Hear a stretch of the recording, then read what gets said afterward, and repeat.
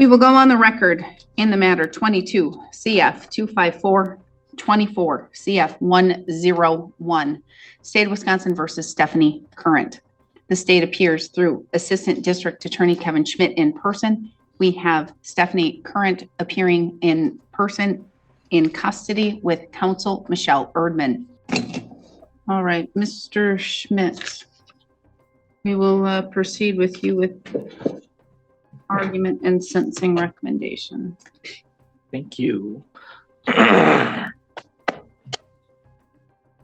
Judge, with this case, we have a 65-year-old woman who has been convicted of OWI 5 or 6 and a couple felony bail jumps. In the instant offense, Stephanie Current used Xanax and snorted a white powder given to her by a biker friend before getting into a car with her 2-year-old granddaughter and got into a car crash.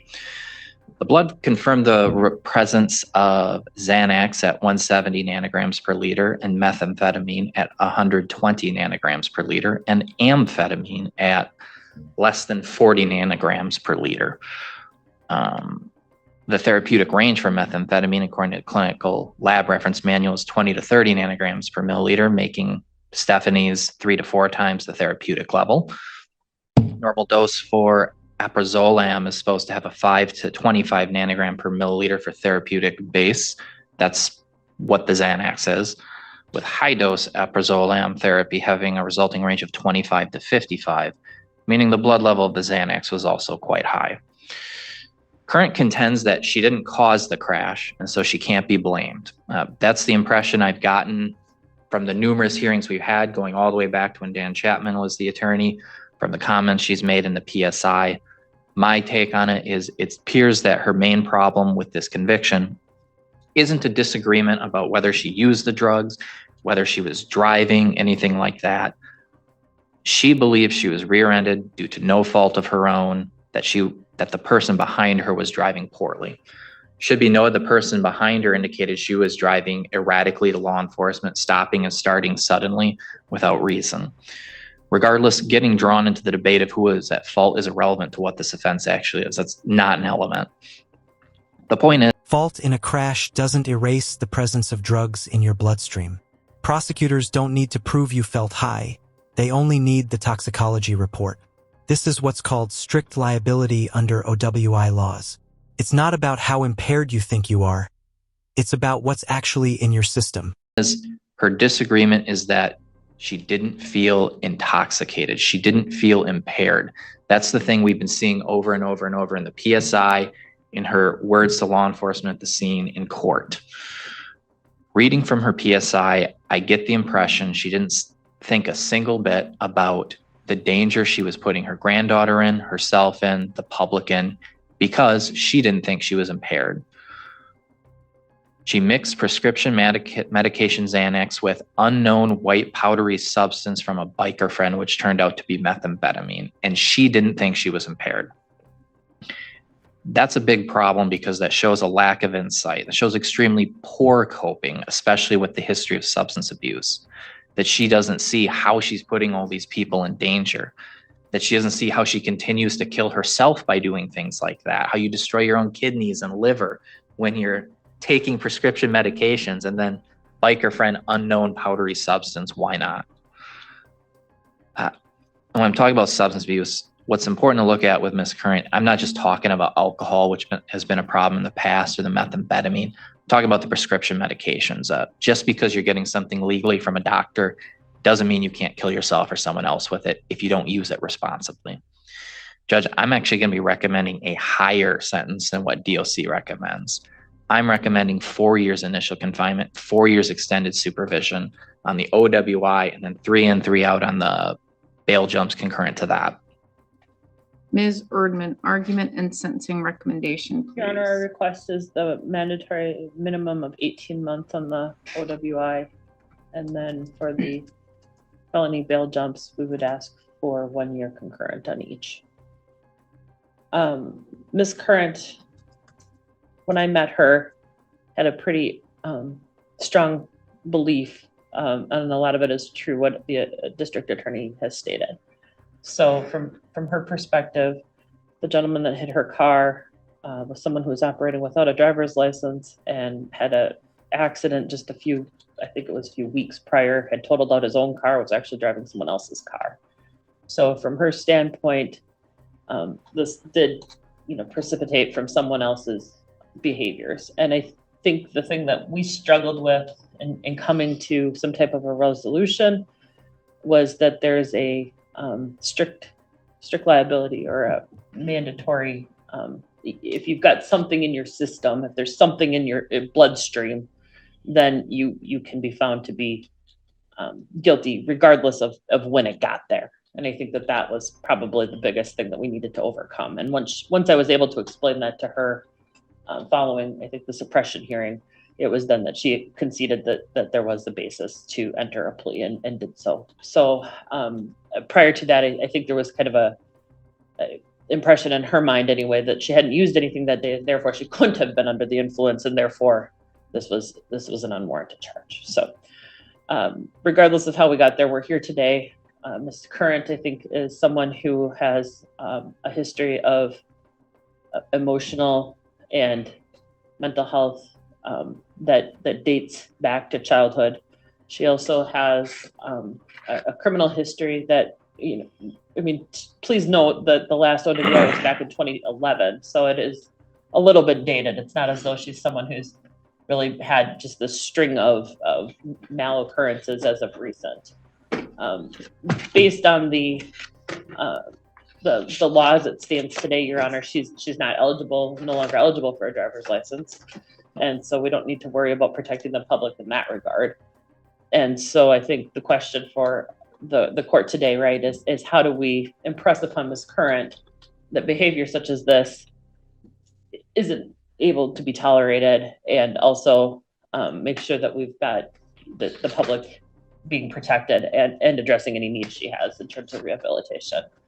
The substance use, I think she is able to avail herself of programming in the community. She's a 65-year-old woman who's not going to have a driver's license any longer. Her very good friend Tim is in the courtroom today. Tim is sober. Tim does not have any criminal history. I think he said maybe a driving ticket, if that, but he's got very good judgment. He's been very supportive all along of her, and I think she does have some good influence in her life.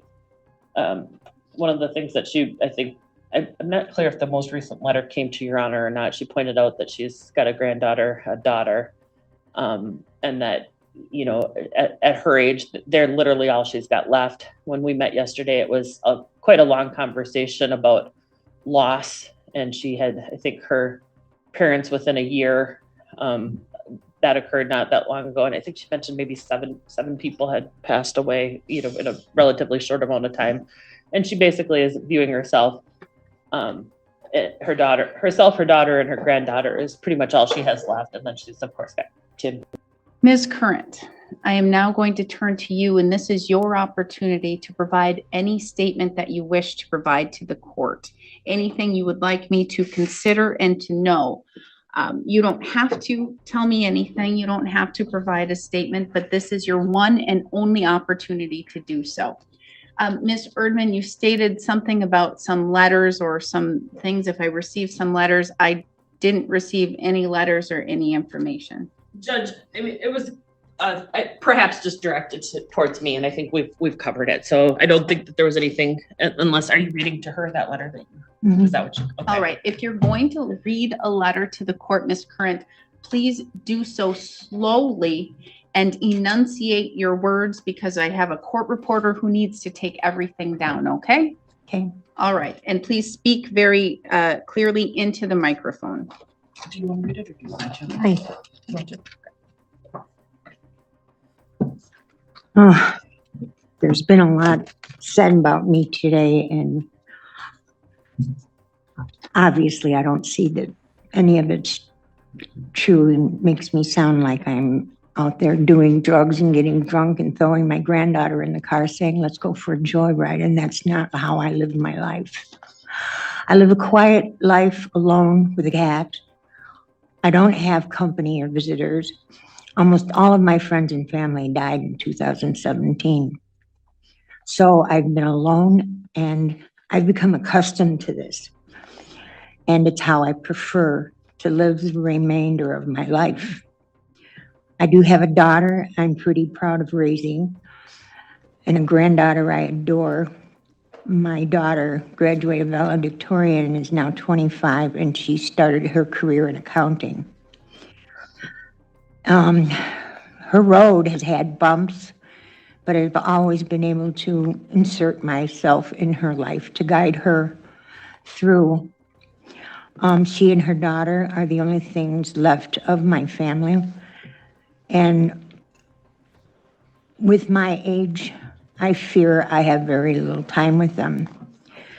Taking my granddaughter to the beach on the first day of summer in 2022 was my only goal for that beautiful day. Then someone hit me from behind and totaled my car. It's devastating how in 1 nanosecond, life went from sunshine with a happy little girl to everything being destroyed due to this incident. I lost my home, car, income, and my perfect quiet life I strive so hard to obtain. I don't drink or do drugs, nor do any acquaintances I have, which are few. And people that I do know are not involved with drinking or alcohol. That's not how they manage their life. 2 days prior to this incident, I made the mistake of taking someone else's Adderall. She said it would relieve my pain.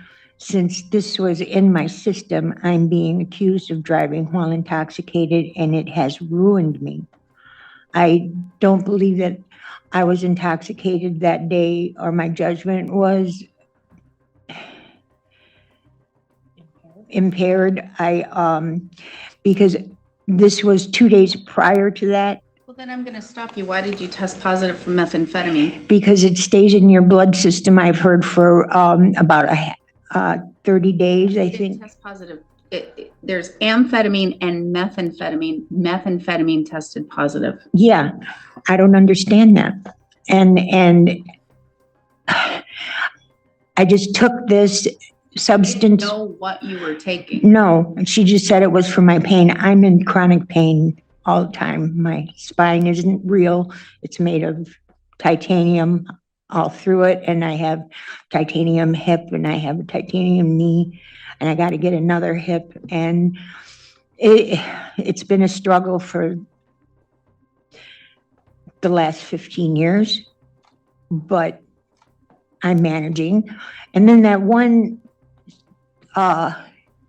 incident that the district attorney is talking about, when I had morphine and something else in my system, I was prescribed that was prescribed, and a pharmacist went on the stand to tell them what exactly was going on, and I was within my legal limits of my prescription, and I couldn't take the field test because they wanted me to stand up and walk, and I couldn't walk at the time because that was right after my knee surgery, and I couldn't keep my balance. I didn't have my balance then, and I was actually following the ambulance to the hospital because my mother had a stroke. My cousin couldn't drive me because she had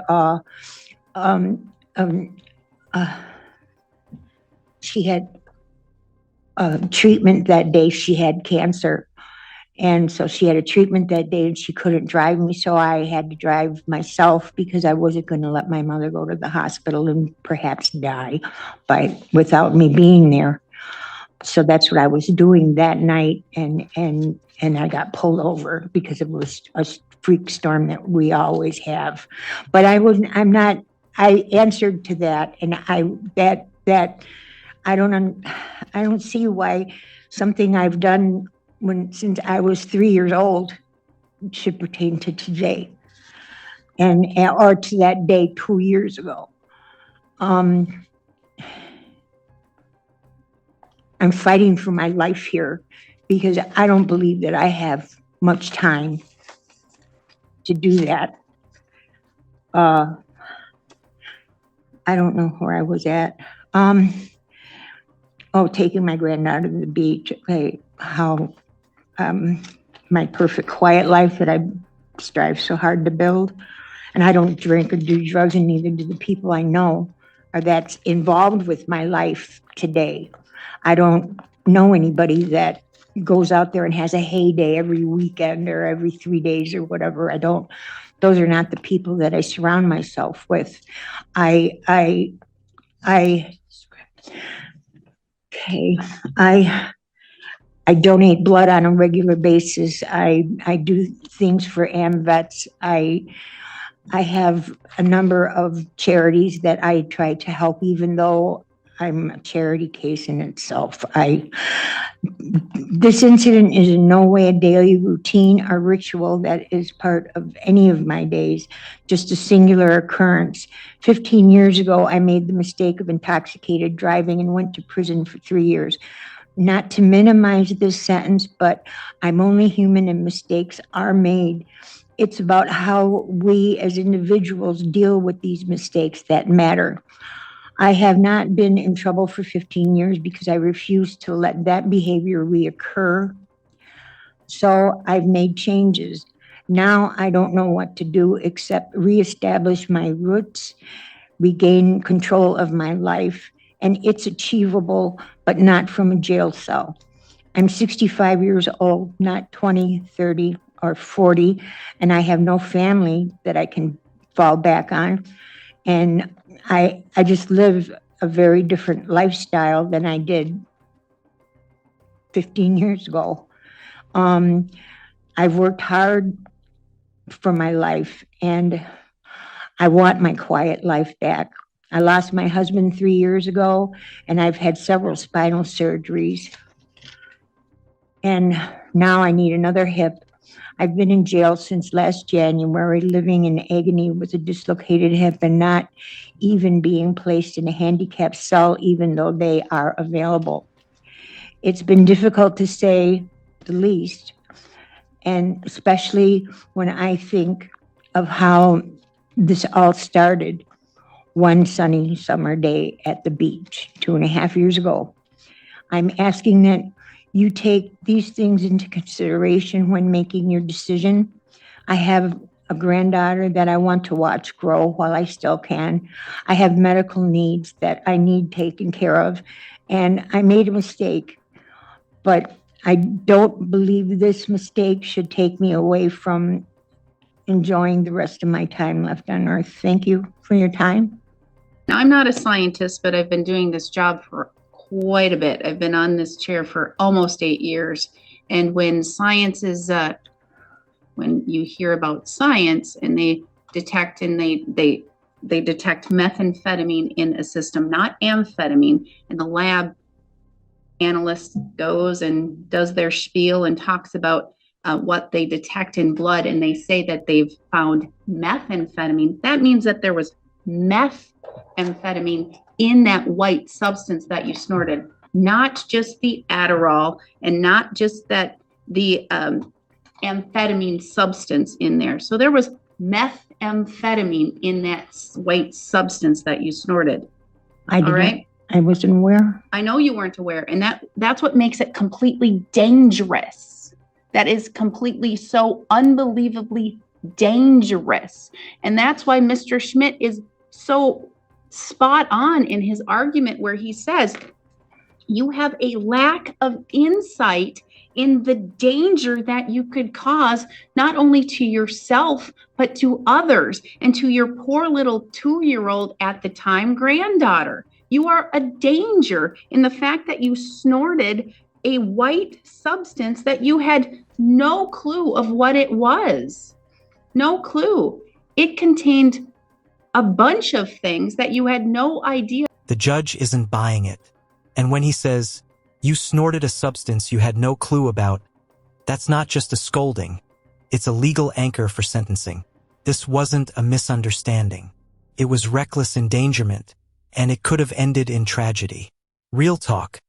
Would you trust someone like this behind the wheel? Of what it was, one of which was methamphetamine, which was detected in your blood draw. All right? So this is a serious case, Miss Current. This is a very serious matter. You are here in front of the court for a serious sentencing. You operated a motor vehicle while having restricted controlled substances, not only medications that you were saying that you were prescribed, all right? Restricted controlled substances within your bloodstream, within your system, while you operated a motor vehicle with a 2-year-old child in that vehicle who could have been injured or killed, all right? Who could have been injured or killed. Very serious. And this is, you have been convicted now of a sixth offense. And this doesn't even consider that Washburn County matter with that morphine, because that doesn't even come into play. All right. I won't even get into that of whether or not you were prescribed that, whether or not you legally took that morphine, or whether or not you should have been convicted or not. But I will go and I will address a statement that you made. You are so oblivious. You are so oblivious to life and to safety and to the world. And I'm going to tell you, because you said, I'm prescribed these medications. I can take these medications. I'm prescribed these medications. You sure may be prescribed these medications. It doesn't make it safe to drive while you take these medications. Do you know that they have these little things on medications that say, hey, don't drive, don't operate heavy equipment, don't do these certain things because you could kill somebody. All right? That's what they say. Don't do these things because you could kill somebody. So the fact that you were prescribed morphine in Washburn, and I don't know what happened in that case because that's not here. If you're prescribed Xanax, you can't drive. You can't drive. You're not supposed to drive. It's not safe. If you snort Adderall that has methamphetamine in it and other substances that you don't know what's in it, you can't drive. You're going to kill somebody, including your 2-year-old daughter or granddaughter. It's not safe. And I'm going to tell you, it's not that guy's fault who rear-ended you. It's not his fault. It's not his fault. It's not his fault. It's not his fault. It's not his fault. You have to understand, it's not his fault. You snorted the substance. You got behind the wheel. You drove the car with your 2-year-old granddaughter in the car. You got into an accident. It's your fault. It's your fault. It's 100% your fault. You caused all of it. It's your fault. The law is quite honestly very clear. You cannot get behind a wheel. You lack insight of how your conduct and behavior affects others, of how it even affects you. You took a substance that you had no right to take. You did not know what it was. It could have contained fentanyl. You could have died. You could have died on the spot. I heard you. You said you should have died. You could have died. And should you have died? Would that have been great for your 2-year-old granddaughter to have her grandmother die? Probably not. And I don't think you mean that. I don't think you mean that you should have died. I don't think you would have liked your daughter to have had her mother die. I don't think you wish that your granddaughter would have had her grandmother die. I think that you just don't want to be accountable for your actions. I just don't think that you want to accept the responsibility of what you have done. All I hear is excuses, excuses, excuses, and no accountability. You're consistently avoiding accepting and taking responsibility for your actions, and you continue to make justifications and blaming external factors rather than acknowledging your mistakes and actually doing things to correct them and saying, you know what? I understand what I did. I did something wrong, and I'm going to change that. You did something wrong, and it was your actions. 100%, Miss Current. You are in orange, sitting in that chair for your actions, not for the individual that rear-ended you, not for his actions. He may have played a part in the downfall of Miss Current, but he did not cause you to go to prison. You caused you to go to prison. Only you. And you're shaking your head up and down because I think maybe you're actually realizing today, or having a little bit of insight, maybe perhaps a little bit of insight, your actions have brought you here today. Only you. I understand that, and I understood that. I've been understanding that. I've been here almost a year. I know.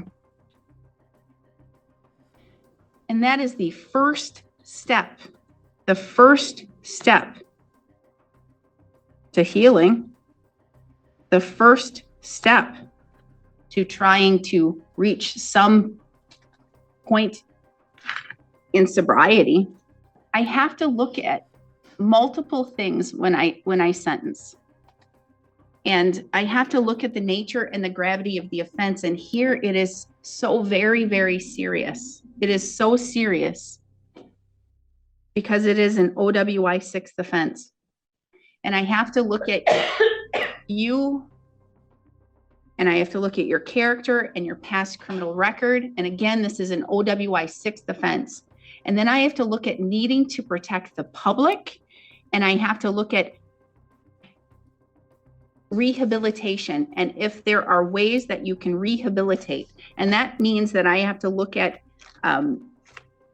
if you have completed treatments, if you have the ability to go to treatment, and if you have the ability to have a path to treatment with your past OWI history and your past as it relates to your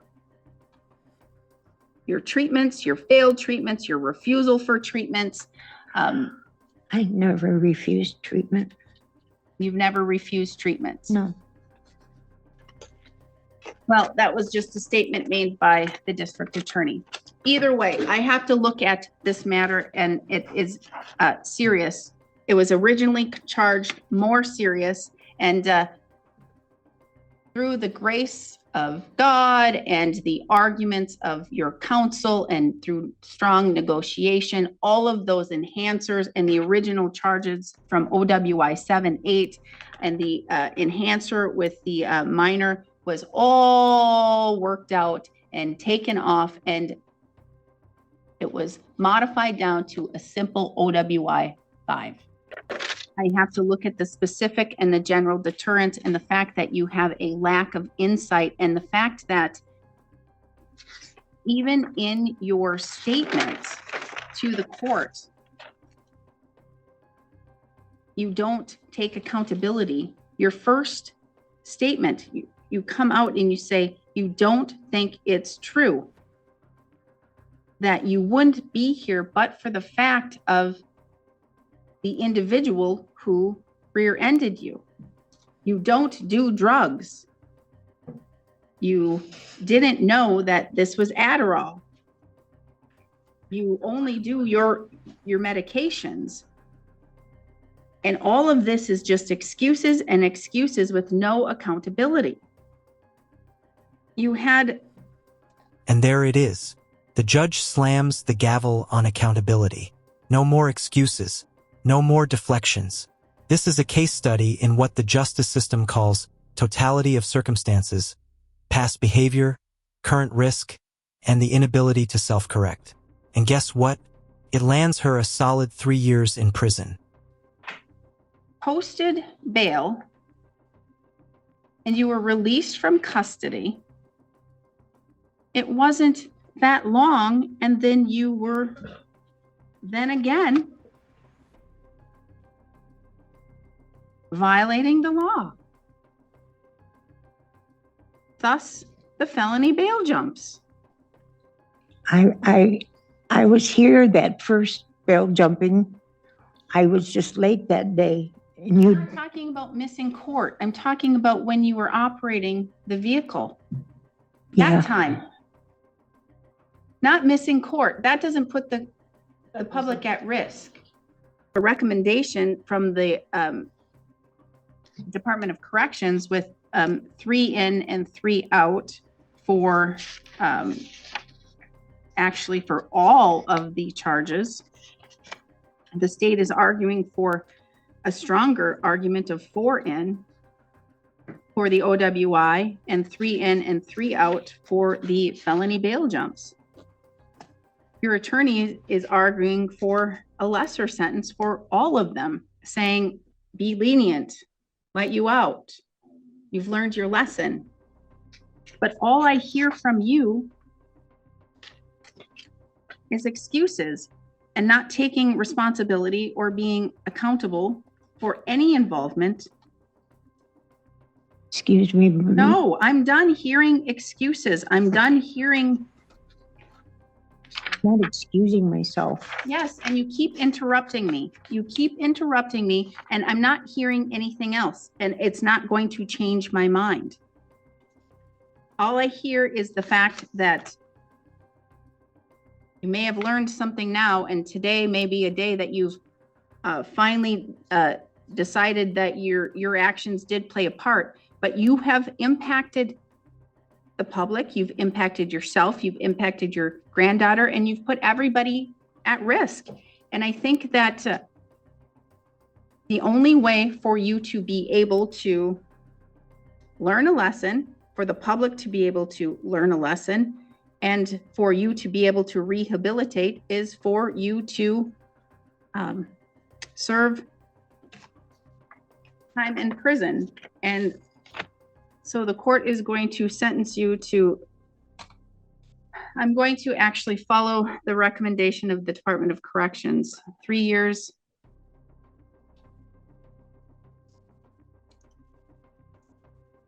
Initial confinement, 3 years of extended supervision for count 2 in 22 CF 254.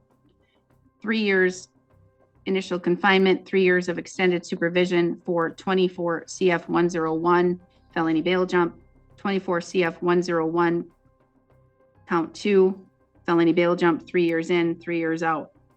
So all concurrent. I do believe that Mr. Schmidt had a very strong argument for the OWI, having a harsher sentence of 4 years in and 4 years out. But I think 3 years should be enough for you to figure it out.